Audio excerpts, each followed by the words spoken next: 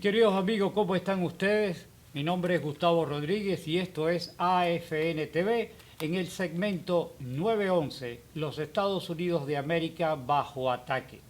Y hoy les traigo a colación, que voy a presentar a continuación, un video del escritor TREVOR LOUDEN, que él nos visitó en días pasados. Ustedes vieron el remoto que se hizo con él. Y me dejó este video muy particular, que como les dije lo voy a presentar ahora de inmediato, que a grosso modo y la traducción literal sería: los enemigos están aquí adentro. Él habla sobre la temática del comunismo infiltrado aquí dentro de los Estados Unidos y en contexto del comunismo. Sin mayor más palabras, pues vamos a pasar directamente a ver el video. Les sugiero que le presten atención, porque lo que está aquí en este video es crucial. Para todos ustedes, muchísimas gracias y hasta una próxima oportunidad de 911, los Estados Unidos de América bajo ataque.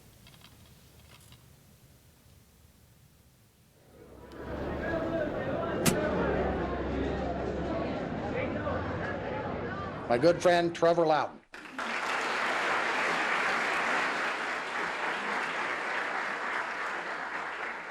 The year was 1984. Ronald Reagan had decided to seek a second term.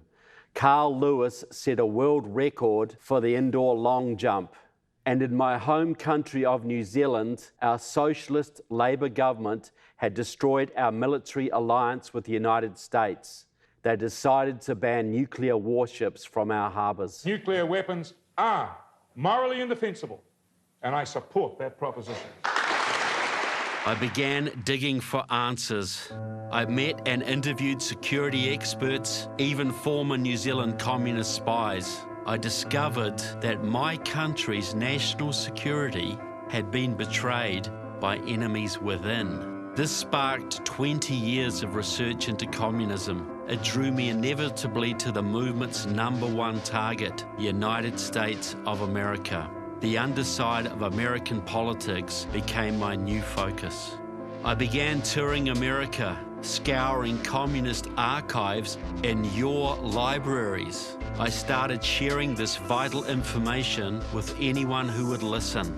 As I continued my research, I was shocked to find that the same underground culture that had infiltrated and reshaped New Zealand was also infiltrating every American institution.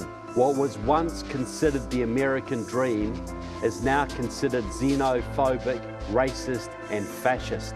What was once considered Marxist and Leninist is now considered inclusive and progressive. As an outsider, I could see that the future of this great country is now hanging in the balance. In my travels, I'm asked one question repeatedly: why does a New Zealander care about the United States? I say there are two basic reasons. The first is gratitude. My country was saved from invasion by the Imperial Japanese Army in World War II by the massive sacrifice of your fathers and uncles and grandfathers at the battles of Guadalcanal, the Coral Sea, and Midway. That is a very strong memory in my country today, folks. The second reason is related, a little more selfish.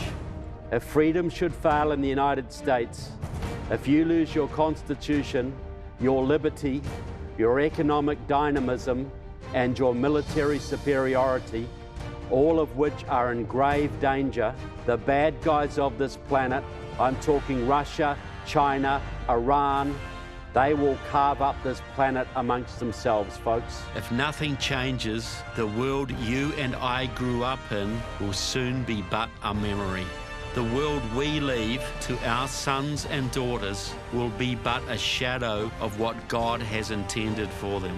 Your Constitution warns you to guard against enemies, foreign and domestic. These are the stories that the enemies in your government and in the mainstream media do not want you to hear. This is our last stand. These are the enemies within.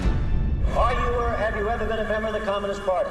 Most communists don't say they're communists. They say they're socialists. That sounds a little softer. Socialism has spread the shadow of human regimentation over most of the nations of the earth. This isn't back in the 50s. This is going on right now, folks. Their strategy is to undermine the confidence of our people in the American system and the principles on which it stands. I don't think President Obama cares about our U.S. Constitution or our traditional American values. If a person supports organizations which reflect communist teachings, he may be a communist. He's been doing everything in his power to undermine the United States. If a person defends the activities of communist nations while consistently attacking the domestic and foreign policy of the United States, he may be a communist.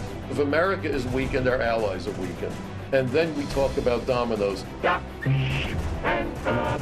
If a person does all these things over a period of time, he must be a communist. And they are working hardcore to transform this country. The socialists, the communists, and their followers would like to see the American spirit extinguished. You've got an infiltration of our entire government. But there are other communists who don't show their real faces, who work more silently. There are congressmen who have actively colluded with the enemy. The enemy is within because they are in our government. The cleverest thing the devil ever did was to convince people he doesn't exist.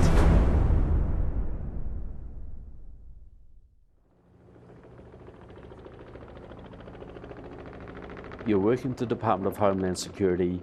You are compiling databases of terrorist suspects. Can you tell us what you did after that? Well, I finished the case up. I put it in the system. There were 67 records related to the case, individuals and organizations.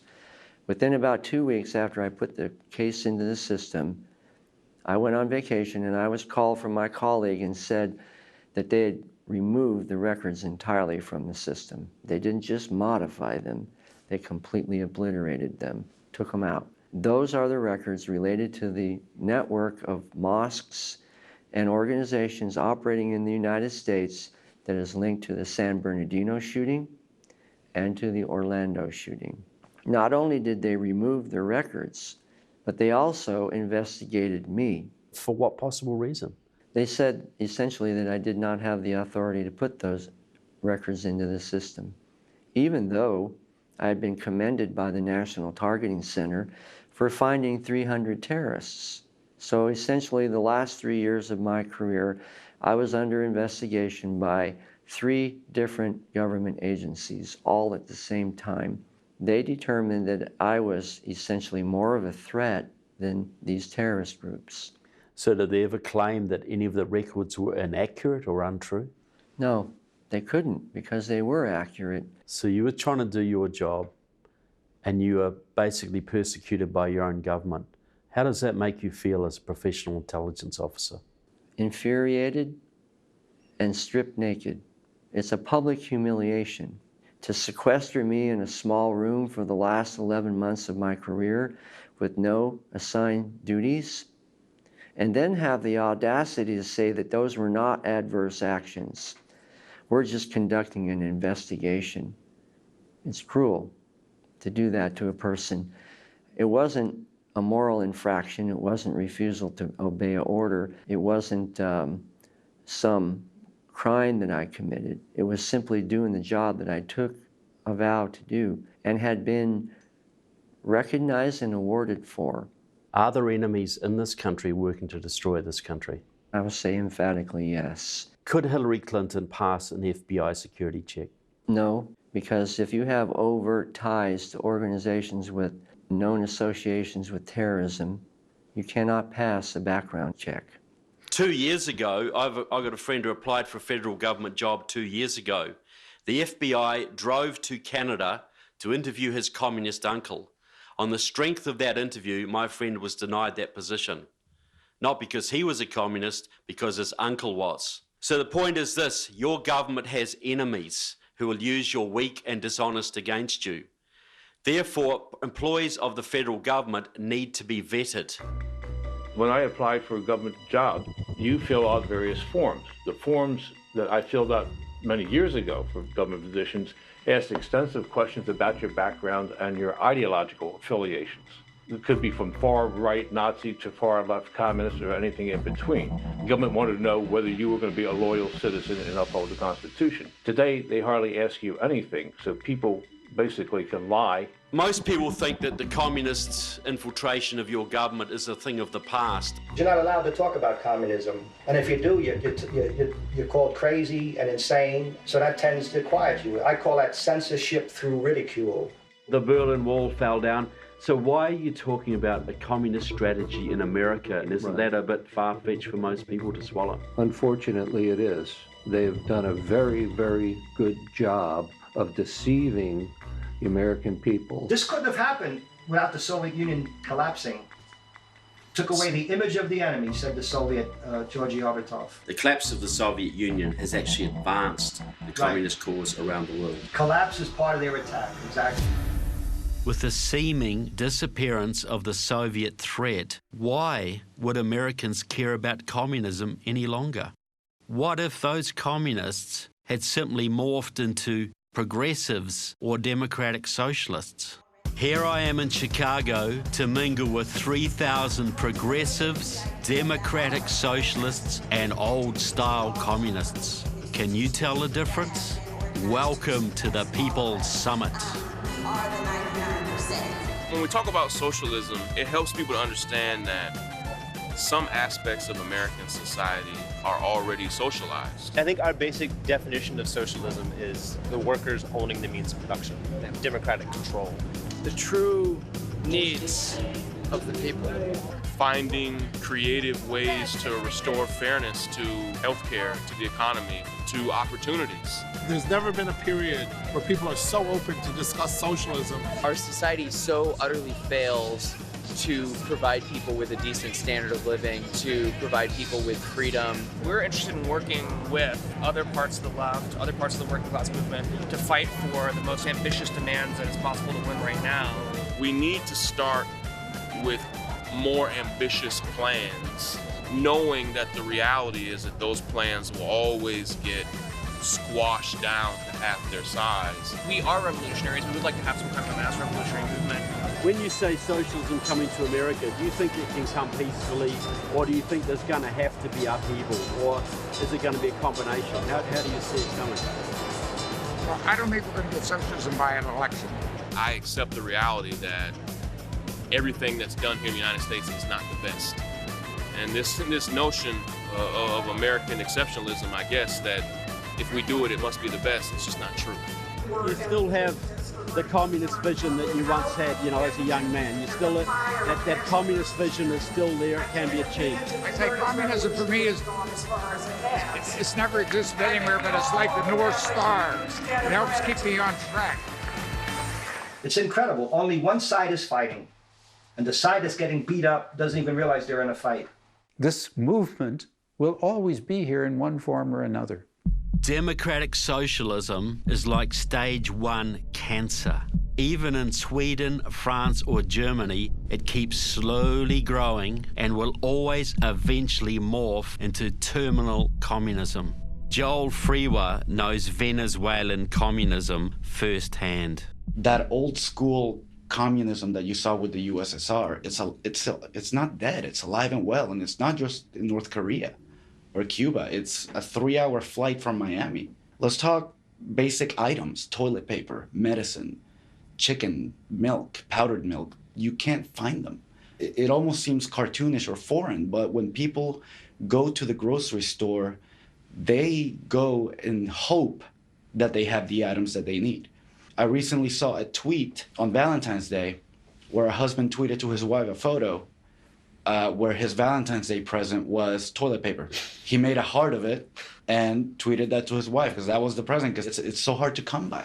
People are dying waiting for medicines to come in. Yet the Maduro government, what they do is they blame it on the corporations who are hoarding these items in order to create unrest, which is completely false. What do you think of American congressmen like Jose Serrano from New York, who praised Hugo Chavez on a regular basis? Greg Meeks attended his funeral. Several American congressmen were well-known supporters of Hugo Chavez. What do you think of those people? To put it very lightly, I think they're scum. I think to support a regime which is so overtly oppressive of its people, it's quite frankly disgusting. So how do good people get drawn into such a movement? If a person is hostile to communism, it's because of capitalist propaganda. So why would you walk up to somebody and tell them the whole truth? It would just alienate them, and it would be premature to do so. Much better to find a way to unite with them and to hide your long-term intentions until they were ready to hear them. That only makes sense, doesn't it? Whatever problem you have, they always somehow bring it that the solution is socialism. They take advantage of people's vulnerabilities and their needs. They're experts at it. It doesn't matter if you're talking about welfare. It doesn't matter if you're talking about cultural issues like gay rights or homosexual marriage. It doesn't matter if you're talking about economic issues, military issues, no matter what it is. For the left, the issue is never the issue. The issue is always the revolution. In the 70 years the Soviets were leading the world communist movement, in that 70 years, the number that my people say is 150 million murdered. That's the number of the people communists killed. That's the equivalent of the Trade Center, the two towers coming down, 2 of them every day for 70 years. Pulling the trigger on somebody else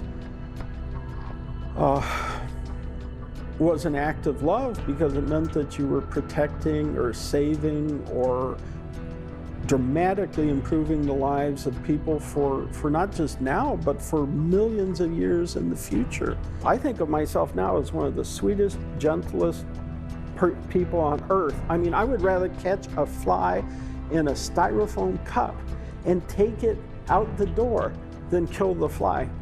But back when I was a young communist, I was potentially one of the most dangerous people on the planet. Don't murder the kids, because the kids could probably have some sort of re-education. But if somebody is preventing the socialist utopia from coming into being, they are an enemy of humanity. If you were on the wrong side of history, your life was worthless to me. So is there still a communist movement in America? How influential could these people possibly be? Well, what is the difference between a Democrat and a socialist? I used to think there was a big difference. What do you think it is? What's the big difference between a Democrat and a socialist? You're the chairman of the Democratic Party. Tell me the difference between you and a socialist. America's largest communist organization is 7,000 strong, 60 chapters nationwide, Democratic Socialists of America. Like all communists, DSA wants to abolish all private business and start a workers' revolution. I'm a Democratic Socialist, probably because when I was 14, I read the Communist Manifesto. I believe that the working class is an agent of revolutionary change and that our society needs to see a revolutionary transformation. Based on the theories of Italian communist Antonio Gramsci, DSA seeks communist revolution through infiltration of America's leading institutions, cultural, religious, and political. DSA has infiltrated both houses of Congress. In the House, they have allies like New York Congressman Jerry Nadler, Chicago Reps Danny Davis and Jan Schakowsky, Californians Karen Bass and Maxine Waters, Iowan Dave Loebsack, Eleanor Holmes Norton from the District of Columbia, Alan Grayson from Florida, John Lewis from Georgia, and Gwen Moore and Mark Pocan from Wisconsin. DSA's U.S. Senate friends include Barbara Mikulski from Maryland, Debbie Stabenow from Michigan, and Elizabeth Warren and Ed Markey from Massachusetts. DSA's greatest success has undoubtedly been presidential candidate Bernie Sanders. We have 80 votes in Congress now. We have the Congressional Progressive Caucus, which Bernie founded. Bernie Sanders claims to be a democratic socialist who wants America to be more like Sweden, Denmark, Norway. He wants America to look more like Scandinavia. That's right. And what's wrong with that? Like most democratic socialists, Bernie Sanders is a liar and a communist. Sometimes American journalists talk about how bad a country is because people are lining up for food. That's a good thing.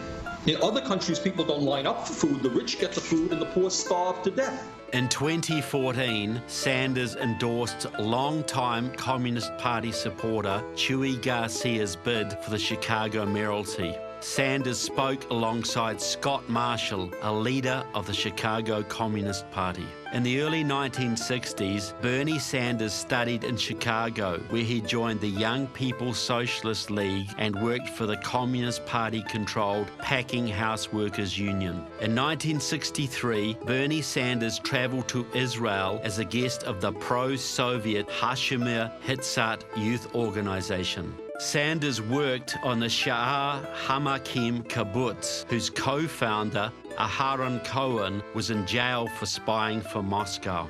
Sanders was later kicked out of the kibbutz for being too lazy. By 1972, Sanders was in Vermont and active in the far-left Liberty Union Party. In 1980, Sanders backed the presidential campaign of pro-Cuba Socialist Workers' Party candidate Andrew Pulley.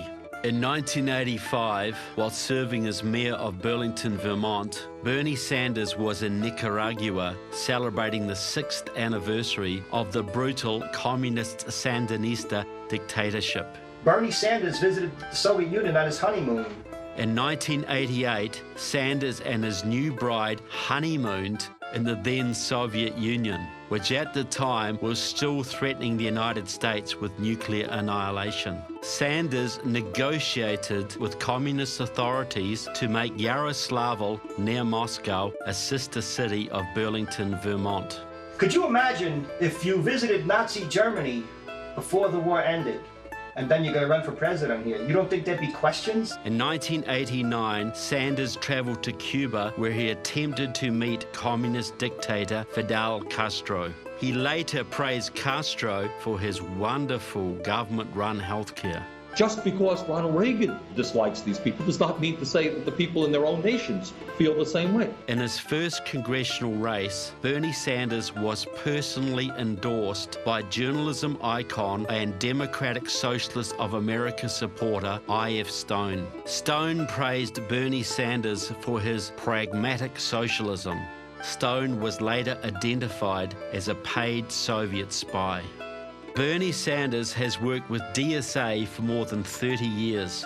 It was DSA money and volunteers that put Bernie Sanders into the Congress in the first place and then into the US Senate. The DSA was the backbone of Bernie Sanders' 2016 presidential campaign. Labor for Bernie was run by DSAer Rand Wilson, and People for Bernie was led by another DSA comrade, Charles Lenchner. And we feel the Bernie Sanders movement was a very positive movement. What it did in this country, where the term socialism was a term that was kind of had a negative connotation, suddenly that's been transformed. And we talk to young people especially, and they're all interested in socialism now. Do you think Bernie Sanders could pass an FBI background security check? DSA's closest ally in the takeover of the Democratic Party is the smaller but highly influential Communist Party USA. I remember going with another comrade to meet with Howard Berman, who was a Democratic Party congressman, and giving him our demands and asking for him to include that in his program, and that we in exchange would provide campaign workers who would go door to door and help him get reelected. Did he realize you were a Communist Party member? Oh, yeah. So the Communist Party would go to a Democratic congressman and exchange for him promoting certain policies, you would help him get elected. There was a deal made. And was that a common thing in the Communist Party? Would they often cooperate with Democrats where they could?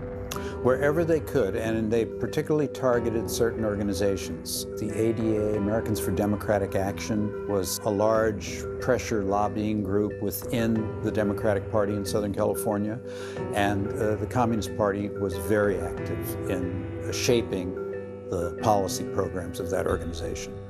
Which would in turn shape the policies of the Democratic Party. Right. Most congressmen on the left could not pass a security check whatsoever. Senator Barack Obama could not have passed a security check whatsoever. Let me ask you, sir, just how serious a threat to our national security are these communist subversive activities in the United States today? Well, I think they're serious. I think it's a matter that we should continue to give great care and attention to.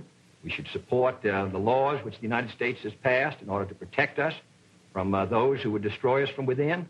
Once, the Democratic Party was strongly opposed to communism and socialism. Now, not so much. Yeah, we're part of what I kind of call the progressive pro-labor wing of the Democratic Party. I mean, it's no secret. For some reason, back in the 30s, the communists decided that the Democratic Party was the one to target. And even that far back, they began infiltrating the Democratic Party with real communist agents, and many of whom were Soviet agents as well. And that hasn't changed.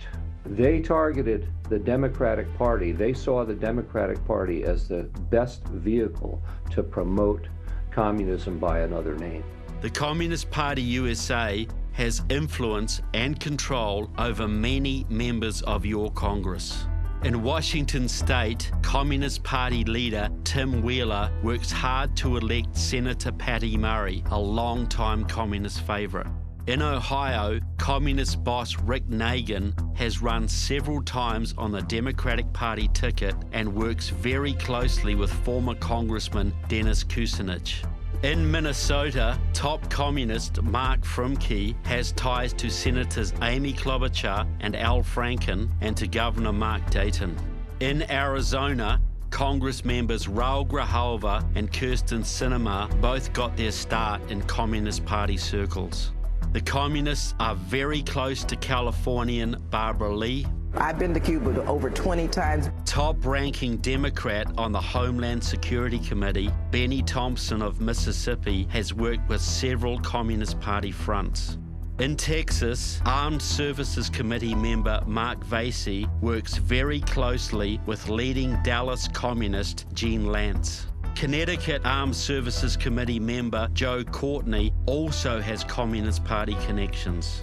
Another senior Connecticut Democrat, Rosa DeLauro, is co-chair of the House Democratic Steering and Policy Committee, where she appoints fellow Congress members to influential House committees.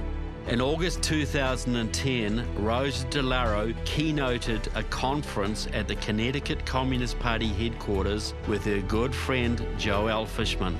Well, I chair the Political Action Commission of the party nationally, and I also chair the Communist Party in Connecticut, which is my home base. Joelle Fishman's Political Action Committee is the Communist Party body delegated to liaise with the Democratic Party and to help elect as many far-left Democrats to Congress and the Senate as possible, like Chicago Representative Bobby Rush. Murder. The pigs murdered Deputy Chairman Fred Hampton. I proved to the world that Fred Hampton was murdered by the pigs. The immediate, violent, criminal reaction of the occupants in shooting at announced police officers emphasizes the extreme viciousness of the Black Panther Party. Today, a day after Chicago police shot it out with the Black Panthers, killing 2 of them, they raided the apartment of another Panther leader, Bobby Rush. We found a small quantity of shotgun, rifle, and pistol ammunition, a small foreign-make Derringer, a small quantity of marijuana. Just because someone wears a hoodie. Training manuals, Army training manuals on booby traps, explosives and demolitions, and shotguns. Does not make them a hoodlum. And quite a bit of reading material on revolutionary reading material, such as Che Guevara, Mao Tse-tung, and this sort of thing. Take a look at these Communist Party policies that have wormed their way into your Congress.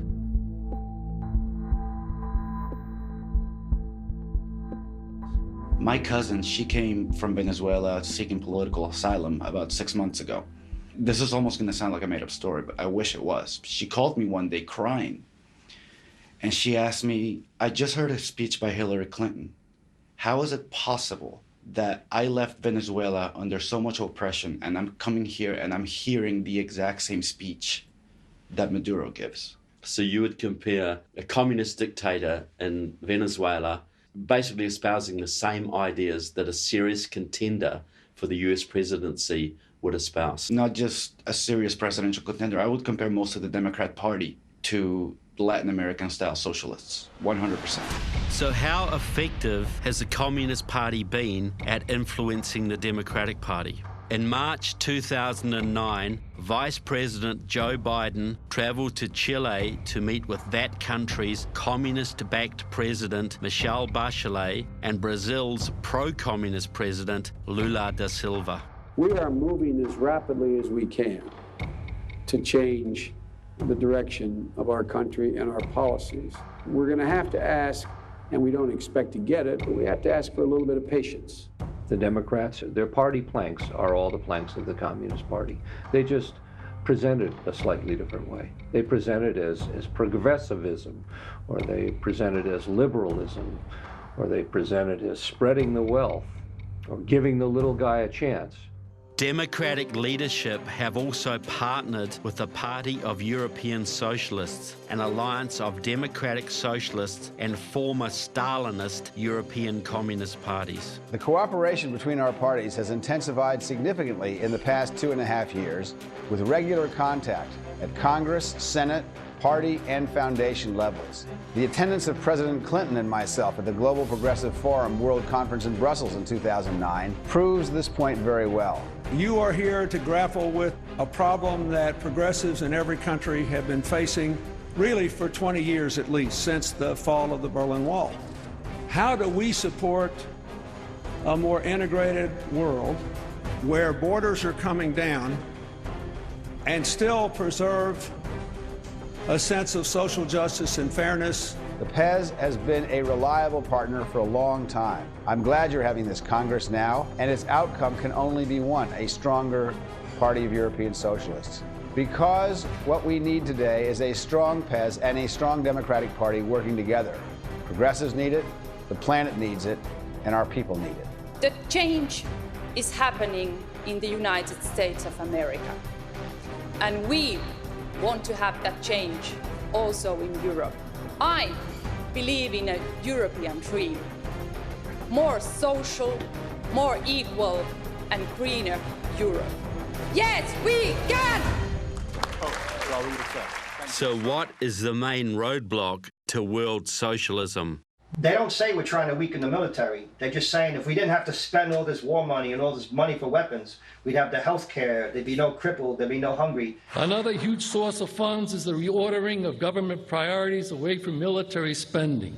The key to the policies we want lies in shifting some of the funding from military to domestic programs. The Council for a Livable World has done more damage to the US military than most armies could ever dream of. Back when we were battling the Soviets, they were among the Soviets' most reliable propaganda allies here in the United States. Coincidentally, Democratic Socialists of America is also very strong inside the Council for a Livable World. Longtime council director Jerome Grossman was close to Boston Democratic Socialists of America and was a brother-in-law of New York DSA comrade Victor Siddell. The council's Political Action Committee, Peace PAC, was run by David Bonnier, once second-ranked Democrat in the House of Representatives and now a dues-paying DSA member. The council's current director is DSA-endorsed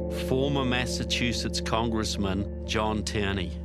The Council for a Livable World was founded in 1962 by Leo Szilard, a supporter of the failed Hungarian Communist Revolution of 1919. Leo Szilard fled to the United States, where he became a prominent nuclear physicist and a leader of the Manhattan Project, which created the first US atomic bomb. The council began modestly. It funded socialist-leaning Senate candidates in low-budget elections in small states. These grateful new senators would then be lobbied by the council to vote to reduce US military spending and cut nuclear arms programs at every possible opportunity.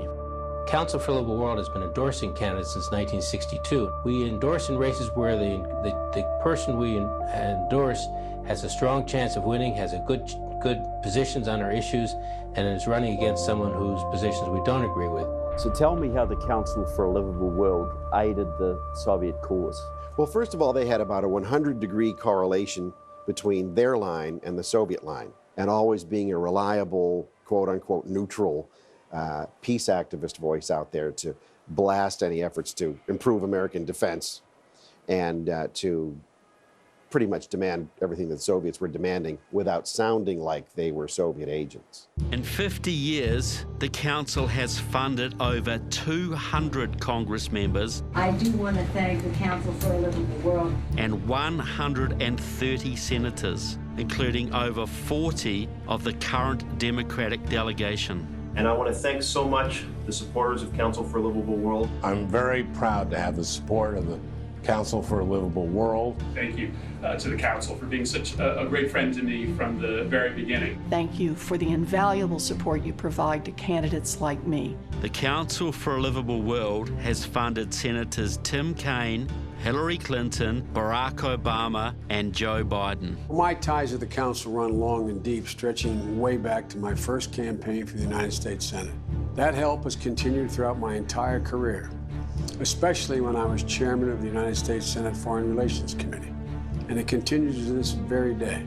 Now it's much more mainstream with Obama, Clinton, Biden, those policies. Council for a Livable World is, you can't dismiss it as a radical group anymore because it's now center left, whereas before it had been far left, even though it hasn't changed its basic views. In 1994, former Soviet KGB officer Pavel Sudoplatov spilled the beans on Council for a Livable World founder Leo Szilard. Sudoplatov revealed that Leo Szilard had been a fully recruited Soviet agent. Stalin's spy chief Lavrenti Beria had personally ordered that Leo Szilard's political influence was to be exploited to communist advantage.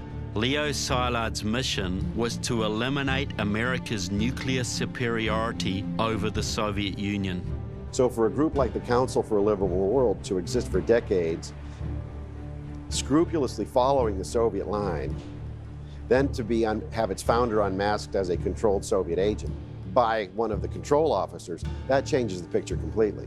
The Council for a Livable World has been able to influence US defense policies for decades. The Council also claims to have influenced several major arms limitation treaties signed with the Soviet Union or Russia, all of which benefited Moscow and damaged the United States. But is this just boasting? How successful has the Council for a Livable World actually been? From ratifying the Intermediate Range Nuclear Forces Treaty and START to establishing a nuclear testing moratorium here at home, to the Chemical Weapons Convention, and to this very day, your support and guidance during our recent effort to ratify New START. Never in my lifetime did I believe I would witness this great country of ours being withdrawn from our world leadership role and taken down by our own administration.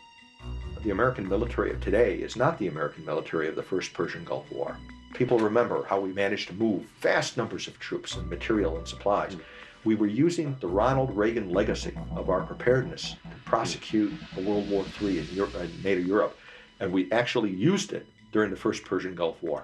And, it was so impressive, and these advanced technologies were so impressive. And most Americans today still think, I believe, that we have those kinds of capabilities, but we don't. You're decimating our capabilities, so that today we're winding up with the smallest army prior to World War II, the smallest Navy prior to World War I.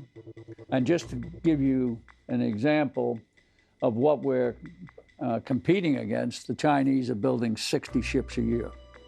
We're building 10, 9. Our Navy is smaller now than any time since 1917. Our Air Force is older and smaller than any time since it was founded in 1947. Well, Governor, we also have fewer horses and bayonets. We can let the Russians build up their forces. We can cut ours back in Europe because America has such overwhelming nuclear superiority that the conventional forces are really secondary. That used to be the argument. And there was a time in the Cold War, early in the Cold War, before we had the nuclear arms race and they caught up to us, where that was true. If you count the nuclear warheads the way the Obama administration does, they try to make it sound like parity, but they're leaving out a whole category of Russian nuclear weapons in order to do that. Mostly what people read about in the newspapers these days is the strategic nuclear balance, the number of weapons we have on our long-range nuclear missiles and bombers. And there's a treaty, the START Treaty, Strategic Arms Reduction Treaty. And under the terms of that treaty, we do still have parity in terms of the strategic weapons. We've got 1,500, they've got 1,500. However, they never talk about the tactical nuclear balance. And if you take the lowest numbers for their tactical nuclear arsenal, it's 3,000 weapons today. It could be as high as 20,000. But if you take the lowest number, 3,000, all right? 3,000 tactical nuclear weapons, plus the 1,500 long-range strategic nuclear weapons, is 4,500 nuclear weapons.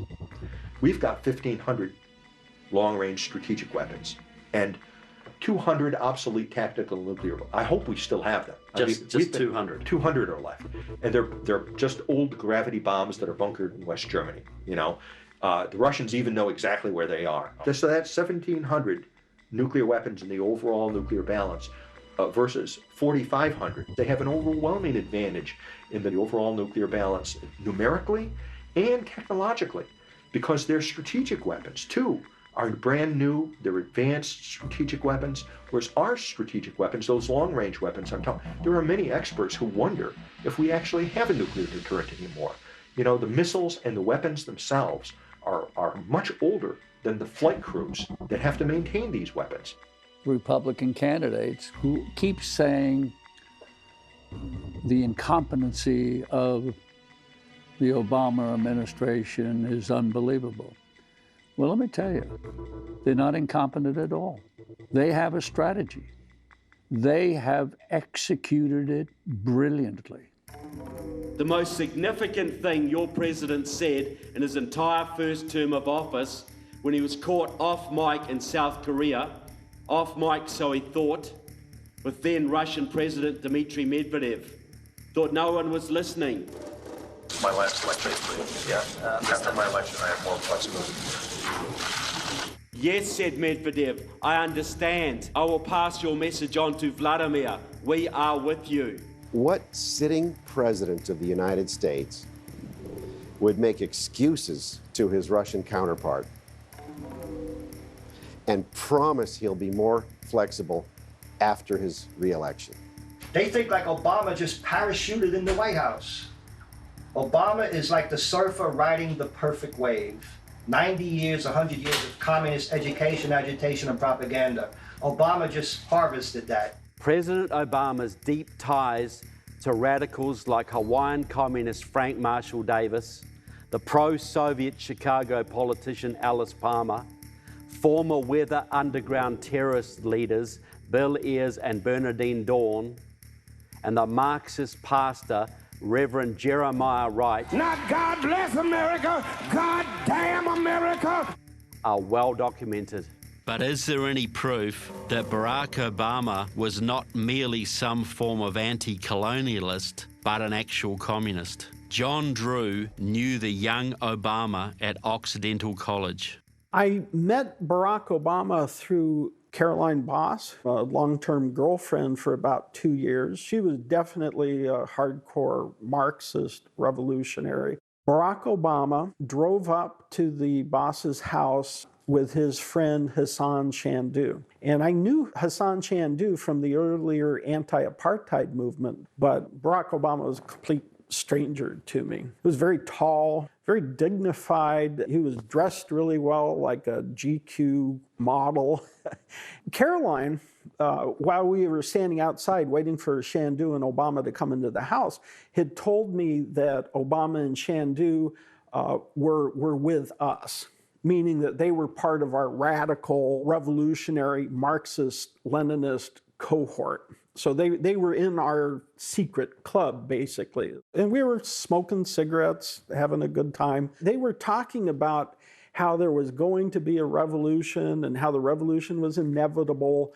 So I thought, well, this is my opportunity to enlighten these three young people that they were wrong to anticipate a violent revolution, and that there were better ways now to bring about socialism that were more practical. And Barack Obama was furious.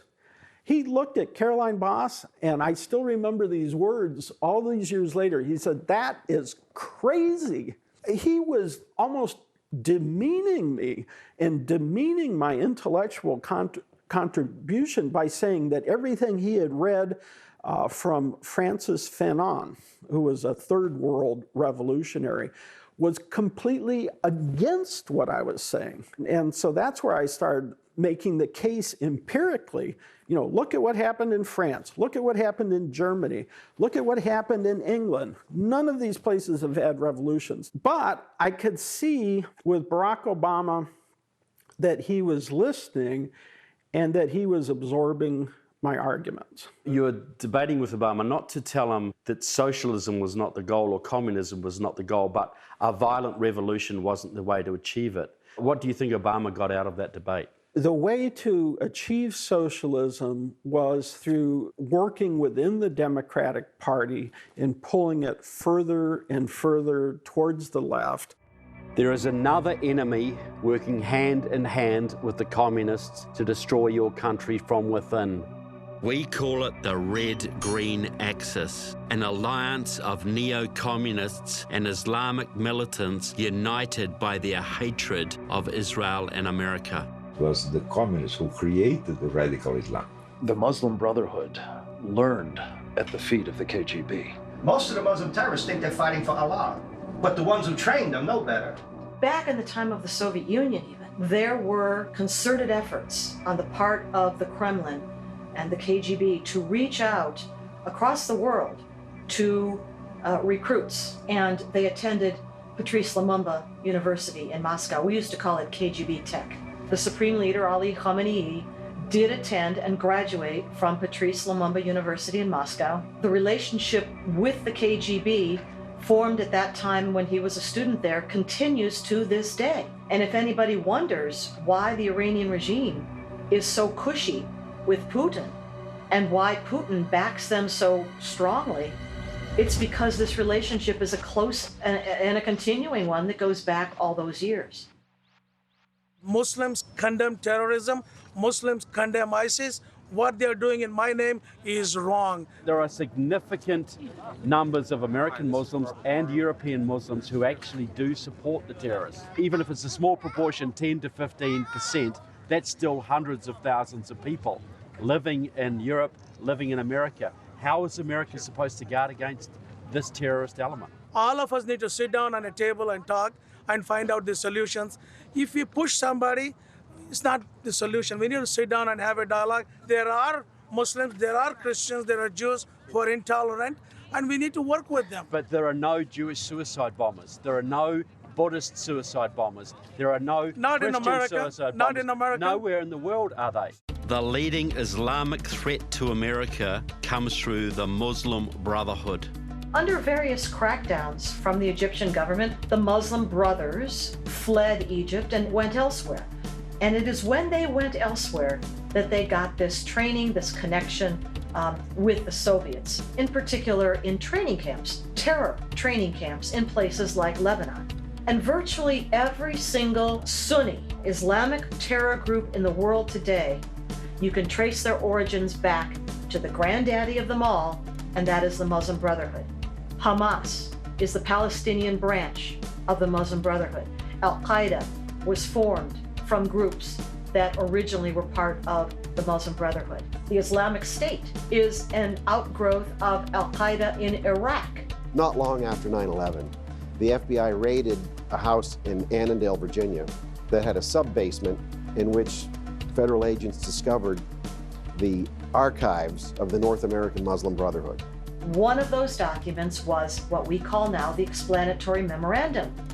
And it's very useful because it lays out in quite clear terms exactly what the Brotherhood wants to do to America. And it says, the Ikhwan must understand that their work in America is a kind of grand jihad to destroy and eliminate the Western civilization from within and sabotage its miserable house by their hands and the hands of the believers, so that God's religion is made victorious over all other religions. But then The bonus is the final page of the document. One of them included a list of some of the Muslim Brotherhood's most prominent front organizations and controlled organizations in the US and Canada, written by the Brotherhood itself, so it wasn't an outside critic writing about this. And it says at the top, our organizations and the organizations of our friends. How helpful was that? This was sort of the Rosetta Stone that allowed us to decode who is under the control of the Muslim Brotherhood versus who is simply someone whose views might coincide out of religious freedom or Muslim rights or something like that. And on that list are many of these major Muslim organizations in America today, mainstream Muslim organizations, and we know, as evidence in the Holy Land Foundation trial, that these are Muslim Brotherhood front groups. That 5 individuals affiliated with this organization called the Holy Land Foundation were convicted on 105 counts of direct support to Hamas, somewhere between $12 and $60 million worth of support. There were other organizations affiliated across the country known as unindicted co-conspirators at the time, who are still in operation today. Today's most openly political Muslim Brotherhood front group is the Council on American Islamic Relations. CAIR's longtime executive director is Nihad Awad. Once a supporter of the pro-communist Palestine Liberation Organization, Nihad Awad now supports the officially designated terrorist group Hamas. I used to support the PLO, and I used to be the president of the General Union for Science Students, which is part of the PLO here in the United States.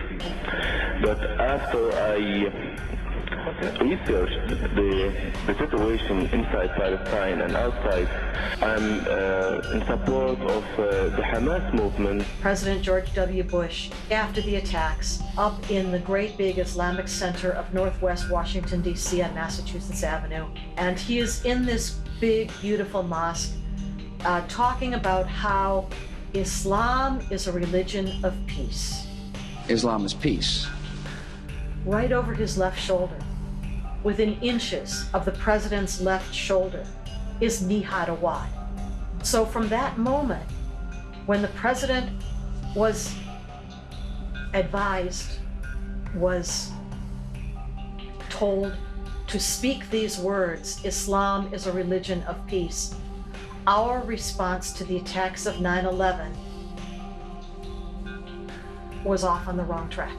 The government has brought individuals with well-known ties to Muslim Brotherhood front organizations like Council on American Islamic Relations, ISNA, and other ones into the administration to help formulate policy. Have you seen any evidence of deep penetration by the Muslim Brotherhood into the security apparatus of the United States? No, it's not true. It doesn't exist. It's a phantom. Minnesota Congressman Keith Ellison is the perfect example of the Muslim Marxist alliance. In his student radical days, Keith Ellison worked with both pro-Chinese communists and the Nation of Islam. Congressman Ellison has held several fundraisers in the home of Minnesota Communist Party leader Erwin Marquette. He was elected with the help of Communist Party phone bankers. He has also written for the Communist Party website. Representative Keith Ellison, representative from Minnesota, has very close ties to various known organizations within the Muslim Brotherhood in the United States. For instance, CARE. For instance, the Muslim American Society, or MAS, which a few years ago paid for his Hajj trip, his pilgrimage trip to Mecca. He is absolutely protecting these organizations. You see him working with ISNA, you see him working with Muslim Public Affairs Council, Muslim American Society, Muslim Student Associations, all Muslim Brotherhood Hamas fronts in the United States and many others. And you see him not only protecting them, advocating for them through both use of his seat in Congress, as well as pushing for agendas and legislation that would allow for what these terrorist jihadi organizations want. Representative Army Bearer of California serves on the influential House Foreign Affairs Committee. He works closely with CARE and was elected with the help of a team from the Northern California Communist Party. Orange County, California Representative Loretta Sanchez serves on the Homeland Security Committee and is also the second-ranking Democrat on the powerful Armed Services Committee. In 1996, Loretta Sanchez entered Congress in a razor-thin, upset victory over conservative Republican Bob Dornan. Communist activist Paul Crabel explains how the comrades worked to elect Loretta Sanchez. The 1990 census changed the district somewhat. It brought more Latinos into it, but most of them were not registered to vote, and so people thought it was going to be a cakewalk for Dornan. Behind the scenes, there were voter registration organizations. They sent out teams of 1 to 2 dozen workers every day beginning at noon and knocking on doors to find new Latinos to register to vote. Since her election, Loretta Sanchez has visited Cuba at least twice and has become very close to CARE. Loretta Sanchez, Congresswoman, who has been a good friend of CARE's. When Homeland Security Committee Chairman, New York Republican Peter King, held hearings on Muslim extremism in America, Loretta Sanchez leapt to CARE's defense. So we have been pushing back on him at every point where he turns to try to say that Muslims here are purposely making terrorists and birthing them here. Chicago Congressman Luis Gutierrez once led the pro-Cuba Puerto Rican Socialist Party. Now he's all in for CARE. This communist also served on the House Intelligence Committee. And the job of the House Intelligence Committee, of course, is to oversee America's most sensitive intelligence programs, how we collect intelligence, how we assess that intelligence, the kinds of operations that we engage in to counter enemies of this country, foreign and, by the way, domestic as well. Do any of the panelists today feel that our intelligence services, any one of them, has been somehow hoodwinked or fooled or duped by the groups in either Egypt or here? And specifically the Muslim Brotherhood? Assalamu alaikum. I'm Congressman Andre Carson. Representative Nancy Pelosi, as the senior minority, Democratic member of the House of Representatives now, appointed Representative Andre Carson to, of all things, the Intelligence Committee. Indiana's 7th District Representative Andre Carson has extensive ties to Muslim Brotherhood fronts and operatives. The Intelligence Committee in the House oversees the FBI's counter-espionage and counter-intelligence operations in this country. These are critical capabilities, and a man who has access to such information and has such ties to the very people, in some cases, that should be the object of that kind of surveillance and counteractivity. It makes for, at a minimum, a security problem. Representative Carson appears on a frequent basis at conferences sponsored by, held by CARE, ISNA, ICNA. Andre Carson has had long-standing ties to organizations and operatives sworn to the destruction of our country. There are those who are thinking that at this convention right now, we're having secret meetings, that we're plotting to destroy this country. But I say to those who are here undercover,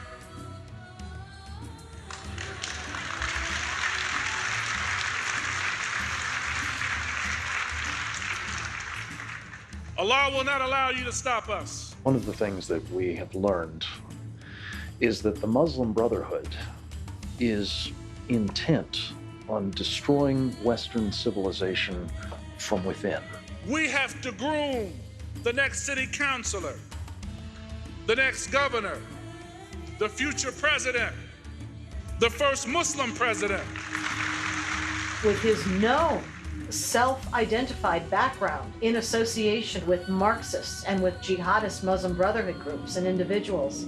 One cannot imagine how such a person would have a clearance of any level, much less a clearance to serve on the Intelligence Committee of the U.S. House of Representatives. Perhaps an even more important target to America's enemies is the House Judiciary Committee. This is the body that oversees the Federal Bureau of Investigation and sets its budget and priorities. Luis Gutierrez serves on this committee. So does longtime Democratic Socialists of America ally Jerry Nadler of New York. Then there's Judy Chu from California, a friend of CARE, a longtime affiliate of the Maoist Communist Workers' Party and Communist China's best friend in Congress. But the most concerning of all is Senior Judiciary Committee Democrat John Conyers of Michigan. Back to his early days in Congress, he was a complete supporter of the Communist Party. In 1975, John Conyers participated along with a number of other congressmen, Don Edwards and Charlie Rangel, at a World Peace Conference meeting here in Washington, including on the Hill. And the World Peace Council was a Soviet front operated by the KGB and the International Affairs Department of the Communist Party of the Soviet Union. The Communist Party, as we knew it, the old one, began to disintegrate because of gentrification and a challenge by the Democratic Socialists in the early 1980s. So a lot of people who had been hardcore party front supporters migrated to the DSA, which is more of a mass political organization as opposed to a hardcore Stalinist party. A few years later, he's one of the #1 defenders in Congress of all these different Muslim Brotherhood front organizations. Which kind of Muslim Brotherhood fronts has he been involved with? Council on American Islamic Relations would be the first and foremost. So you would call John Conyers one of the biggest apologists for the Muslim Brotherhood in Congress? At minimum, yes. Several Republican congressmen are working to officially designate the Muslim Brotherhood as a terrorist organization. H.R. 3892 simply asks the State Department to do what it should have done long ago: recognize the Muslim Brotherhood as a foreign terrorist organization that threatens the United States. Since we already know that the Muslim Brotherhood is the parent of Hamas, and that these organizations are overtly supporting Hamas and other like-minded organizations around the world, then we should shut those organizations down. And that would send a shockwave throughout the pro-Sharia, pro-jihad Islamic world without firing a single shot or dropping a bomb anywhere in the world. I want to urge all of you on both sides of the aisle to join me in opposing H.R. 3892. Since swearing off violence in the 1950s, the Brotherhood has become a predominantly non-religious or a non-violent religious political and social service organization. There's really no difference in what he's doing on the Muslim Brotherhood's behalf that he didn't do with the communists before. Once Congress had a powerful internal security committee to guard against domestic enemies. The Democratic caucus, in a secret meeting, abolished the House Internal Security Committee. They cut their funding out of the budget. A deal was made between the chairman of the House Judiciary Committee, Rodino, Democrat of New Jersey, and John Conyers, who's as one of the senior members, with the Republican minority, that they would take the function of the House Internal Security Committee and move them into the House Judiciary Committee as a subcommittee. Unfortunately for everyone, Rodino lied, Conyers lied, and they totally destroyed the internal security functions of the House and never reconstituted any kind of internal security committee. As Conyers grew in seniority on the House Judiciary Committee, he gained oversight on FBI operations and funding, which was very crucial. What would happen to the FBI's budget if they ever came after John Conyers or his many pro-communist colleagues in Congress? There would be a lot of pressure not to do it. Even Hillary Clinton's 2016 running mate, Tim Kaine, has Muslim Brotherhood connections. In May 2012, Democrat leaders Nancy Pelosi, Andre Carson, and Keith Ellison joined CARE leader Nihad Awad and other Muslim Brotherhood operatives at the founding of the National Muslim Democratic Council. According to a confidential memo, the group had three main goals: re-elect President Obama, defeat anti-Muslim Brotherhood Florida Congressman Allen West, elect Virginia Governor Tim Kaine to the US Senate. Tim Kaine has long been close to the Muslim Brotherhood Front, MAS, or Muslim American Society. A MAS leader, Marty Bray, boasted his organization had helped first elect Kaine in 2005 by signing up 65,000 new Muslim voters. In May 2007, Governor Kaine keynoted one of Marty Bray's mass fundraising events. Marty Bray had self-identified as a Hamas supporter at a 2000 rally in Washington, D.C., addressed by the infamous Abdul Rahman Alamundi. Anybody support this Hamas here? When Clinton was the president, his key Muslim advisor, who would carte blanche entree into the White House, was a guy by the name of Alamundi. Alamundi is currently serving a 23-year federal prison sentence for terrorist financing. Also in 2007, Governor Kaine appointed another MAS leader, Dr. Issam Omesh, to the Virginia Commission on Immigration, but had to fire him when this speech came to light. And the deliberate targeting of civilians through the barbaric, indiscriminate, disproportionate Israeli war machine is indeed criminal and must end now. I, while clearly disappointed and dismayed, along with the Muslim community of Virginia, wish to continue to work with the governor. The Muslim Brotherhood and Senator Tim Kaine both want increased Muslim settlement in America. It will only happen if we all work together to make sure that America is still open and welcoming to the refugees. And they want to bar Muslims from entering the United States of America. And to make matters worse, they've tried to stop immigrants, refugees, and international travelers from traveling into this great country. And the House passed a bill in November to try to keep out refugees from Syria and Iraq, and they called the bill Securing America Against Foreign Enemies Act. Enemies. Refugees are enemies. And thank goodness, Senator Shaheen and others, we've been able to block that bill so far. We don't actually know who they are. We don't know what the standards are used by the UN to vet them. We don't really know their true names, where they were really born.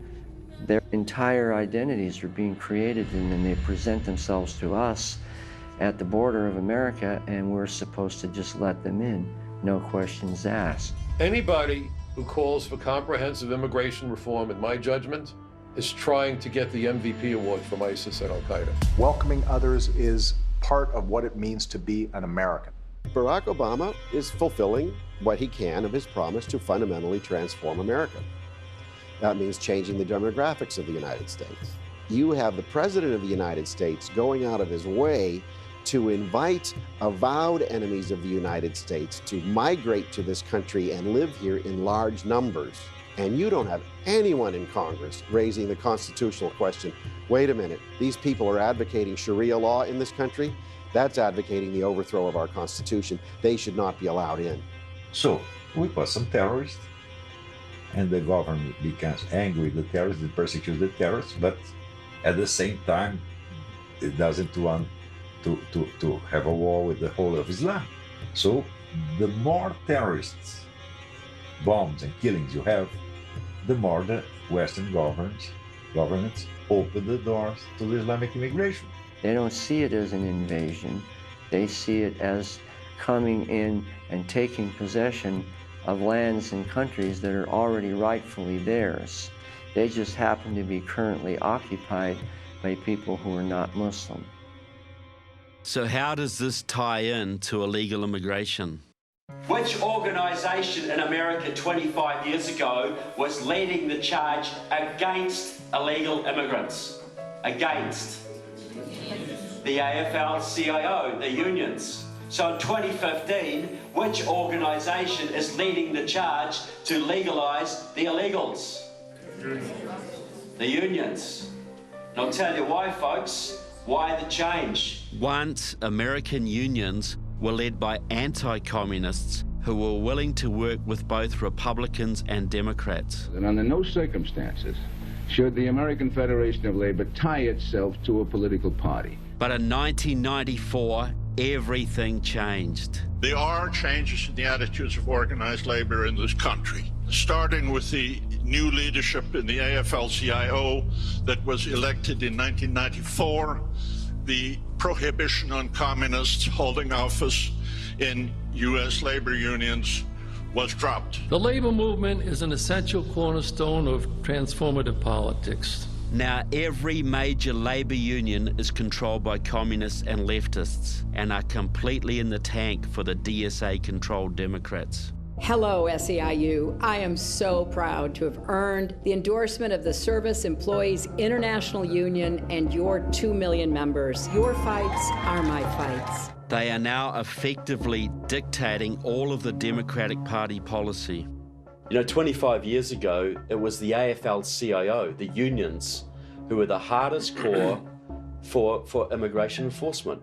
But now, they are leading the charge. Yes. So what's in it for them? Are you kidding? The two elixirs, power and money. The unions want more members and they want more dues. The more members they have, the more leverage they have. The more dues they have, the more money they have, and the more leverage they have.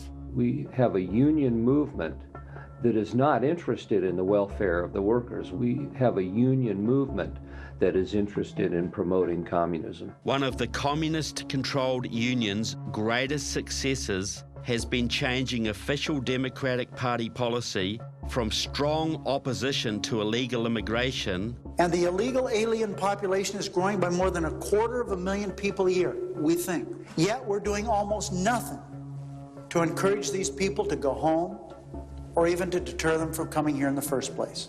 To militantly supporting amnesty for illegals.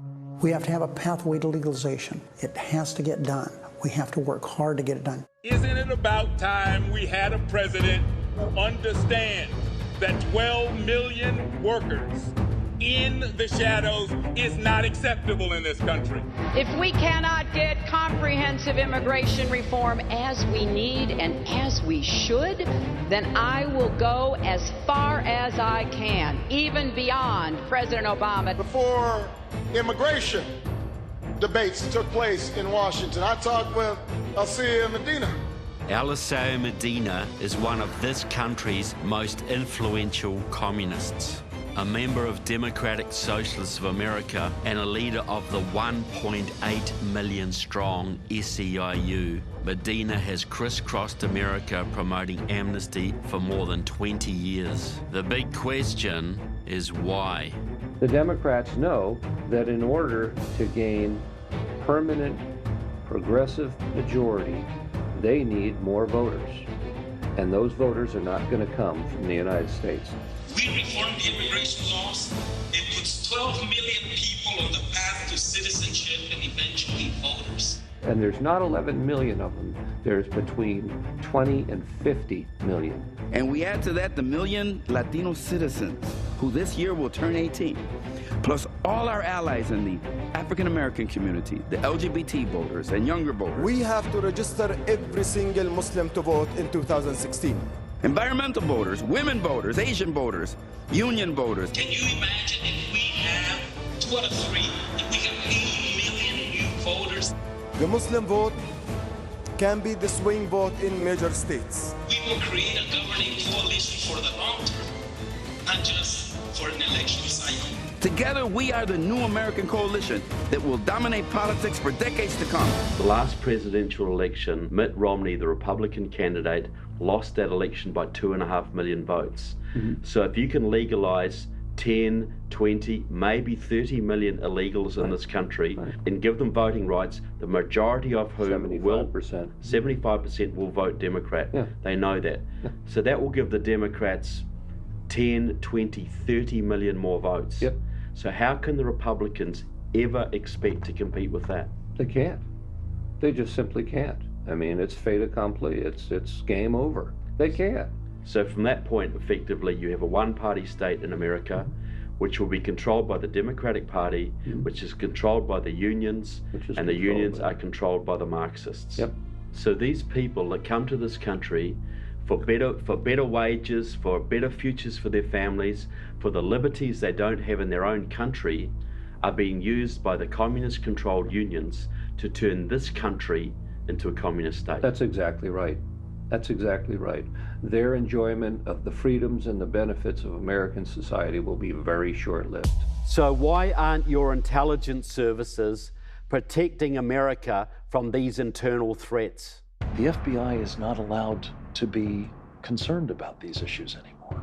It has literally become a career-ending offense for an FBI agent or official to reflect a level of concern about the extent to which there is Muslim Brotherhood influence taking place here. The most obvious indicator of their access is what we call the Great Purge of 2011 and 12, when all the training material that was deemed by yet unnamed specialists within the Muslim community designated certain portions of training courses as being inflammatory, inaccurate, stigmatizing, or racist or bigoted.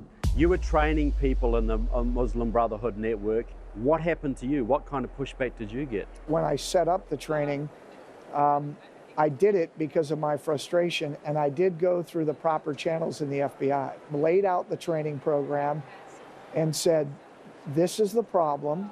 We have a massive network here. We have agents and analysts and leadership, quite frankly, that's unaware of this. Will you support this? And initially the response was absolutely. You know, I come from a background. I'm a Naval Academy graduate. I'm a combat veteran in the Marine Corps. I believe in this country, and I believe in doing what needs to be done, you know, mission accomplishment. And here was a huge gap in what the FBI wasn't doing. When you have a gap, you train people on that. And so I did it. Now, I had poured months and months of my time into this. Afterwards, what happened? I went back to the office, got a pat on the back. They said, my supervisor said, good job. Don't ever do that again. And oh, by the way, because you've been pouring all your time into training, here are the things that you're delinquent on. You know, your paperwork, your monthly paperwork for sources, for investigative reports that are supposed to be done every 30 to 60 days, every 90-day reports that weren't done because of this. And so my next evaluation, I was hammered. And it was clear to me that both headquarters and the office were not happy that I had done this, because what I had done was exposed the organizations that FBI headquarters and the Washington field office were actually working with were jihadis, were terrorists, are terrorists. 2009, right after the Fort Hood shooting, during this time I was an instructor with the Naval Postgraduate School based in Monterey, California, and they had a project for the Army to train field grade officers and senior non-commissioned officers prior to their deployments to Iraq and Afghanistan. So I was one of the trainers, and my area was psychological operations and information operations. But then the module on how American soldiers should perceive Islam was run by a Muslim Brotherhood operative.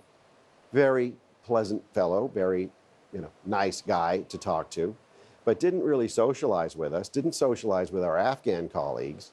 And during one of the lunches one day, one of my Afghan colleagues, who's a devout Muslim, said, stay away from that guy, he's with the Muslim Brotherhood. His name is Louis Safi. I had entered testimony into a Senate hearing naming Louis Safi as one of the Muslim Brotherhood agents in the United States, not realizing I was sitting right next to him and the same guy in this training program. This was 3 weeks after the shooting at Fort Hood, and we were at Fort Hood. I raised this as a security problem, and the Army said, no, we don't investigate civilians. So they let the guy off. I was then removed from the training program because I blew the whistle, and I didn't even make a public issue of it at the time. So we've been completely blindfolded and handcuffed. We can't use the most basic, fundamental language that they themselves use to help us understand what Islam believes and what its intentions are. We could have prosecuted mosques and Islamic societies tied to this network. The Council on American Islamic Relations was the next target, but that was shut down by Attorney General Eric Holder. So these people who were working with hostile foreign intelligence services and communist movements are then using their influence on Capitol Hill to shut down FBI investigations. Those of us who took our oath are being betrayed. Things like what happened to me will happen more and more often because people will be forced to stand up for the law at the risk of their career and maybe even their life. The Democratic Party leadership is riddled with security risks and domestic enemies. And the very worst of all may well be Hillary Rodham Clinton. Like many young Americans, Hillary Rodham entered college as a staunch conservative. She left a raving socialist. Part of this transformation can be blamed squarely on her political mentor, Chicago Marxist radical Saul Alinsky. People do not get power except when they take it. Hillary Clinton did her thesis on Saul Alinsky. While still in college, Hillary Rodham also interned in the San Francisco law firm of Robert Truhaft and Doris Bryn Walker. Both were longtime Communist Party members and senior officials in the Soviet-controlled International Association of Democratic Lawyers. While serving as U.S. Secretary of State, Hillary Clinton's Clinton Foundation entered into a very profitable partnership with the Russian government-funded Skolkovo Foundation.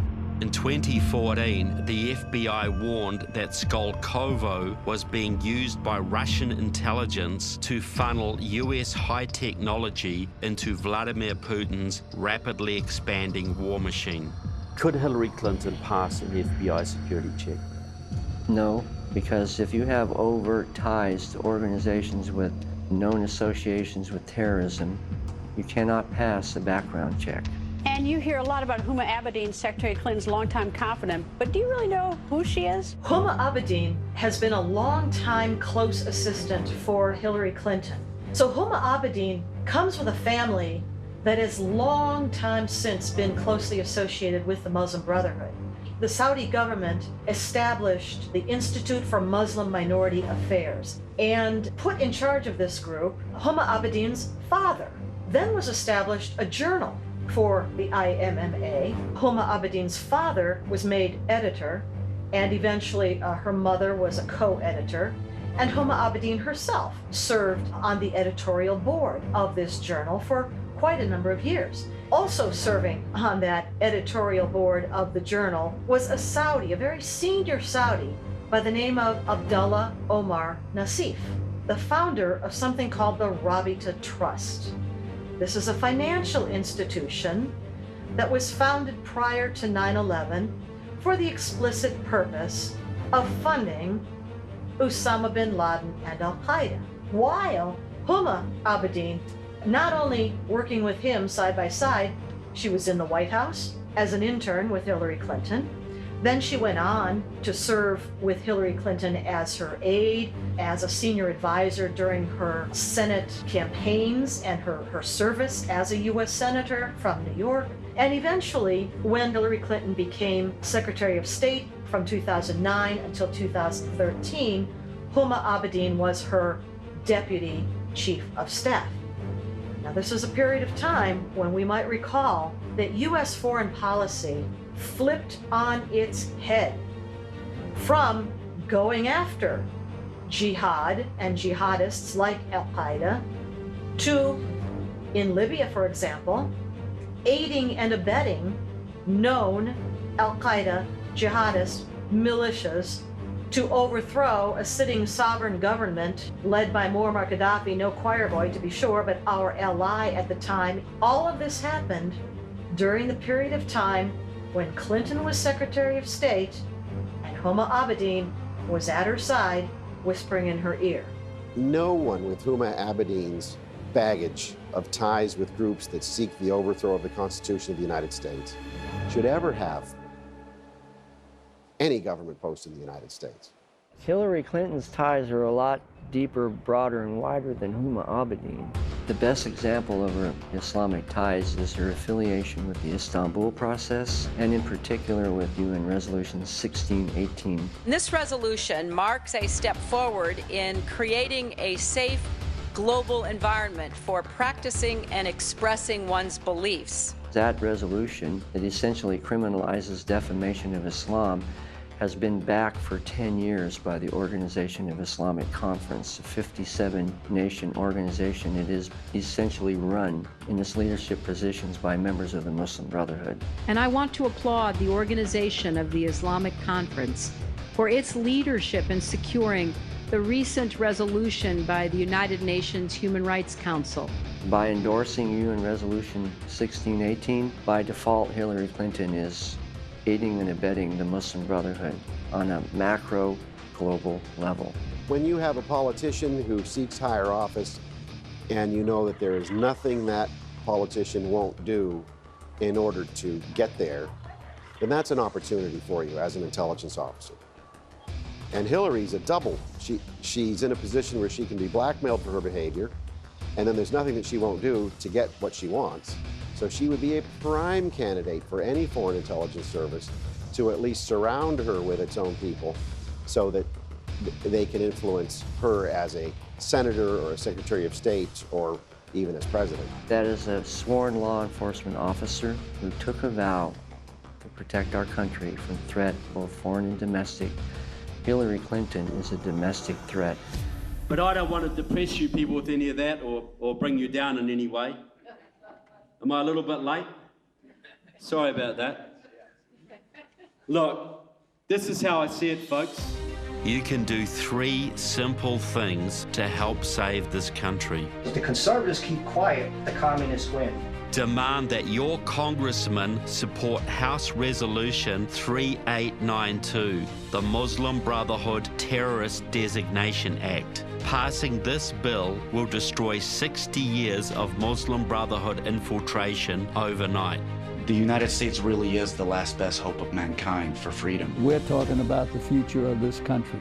Demand that all congressmen and senators must undergo security background checks before serving on any committee. At least 100 anti-American Congress members and 20 senators would likely fail such a test. This would have a huge cleansing effect on your government. I'm like a lot of those Americans who feel like giving up hope that we are going to hell in a handbasket and there's nothing we can do. And it's very tempting to just throw up your hands and quit, but we can't. If you see the bad guys taking the government, you have the obligation to vote, of course. Vote. Get out and vote for pro-Constitution candidates at every level of your government. Your enemies are relying on one simple fact. Nearly half of America never votes. And shockingly, the group that has the most to lose, more than 30 million evangelical Christians, don't vote. But when they do, they vote overwhelmingly for constitutional candidates. We're at a turning point in our country. Here I am, a Democrat from Brooklyn. I don't give a crap about party. I don't care if they're with the Hopping Kangaroo Party. Stand with Americans. You're my hero. This country is now in the most danger it has ever been since the revolution. The game plan has been made plain to all of us, and we ignore it at our peril. Are you willing to stand up and fight? If each of us will rise to the occasion. Are you willing to take your country back? If every citizen, young and old, will accept the challenge of his citizenship. Are you willing to take your place in history? Then the socialists and communists and their followers will not prevail. The American people are extraordinary. And America will go on toward the fulfillment of her great world destiny. The choice is yours, folks. God bless America. Thank you.